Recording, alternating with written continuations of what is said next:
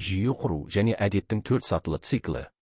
Жақсы, бұл шындықты түсіндік, бірақ сол бетбұрыс нүктесіне дейін қалай шыдаймыз десеңіз, жауап ынтада, мотивацияда емес, жүйе құруда жатыр. Мұны сәл ашып түсіндірейін. Сондықтан алдымен әдеттердің қалай қалыптасатынына тоқталайын. Мысалы, қараңғы бөлмеге кірдіңіз делік. Сол сәтте не істейсіз? Тоқтап ойланбайсыз. Қазір жарықты жақсам ба, жақпасам ба демейсіз. Қолыңыз автоматты түрде барып қосқышты басады. Бұл әдет. Дәл осы жерде өте маңызды нәрсені түсінуіміз керек. Әдет деп отырғанымыз шын мәнінде шешім емес. Әдет автоматтандырылған мінез-құлық. Біз көбіне өзгергіміз келгенде жаңа шешімдер қабылдауға тырысамыз, бірақ өзгеріс шешімдермен емес, автоматты жүйелер құру арқылы жүзеге асады. Негізінде әрбір әдет бірдей кезеңнен өтеді. Жазушымыз мұны 4 сатылы әдет циклі деп атайды. 1. Белгі ишара әрекетті бастау үшін түрткі болуы керек.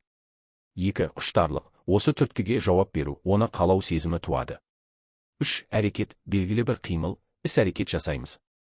4. Сыйақы. Әрекеттің нәтижесінде физикалық немесе психологиялық сыйлық аламыз.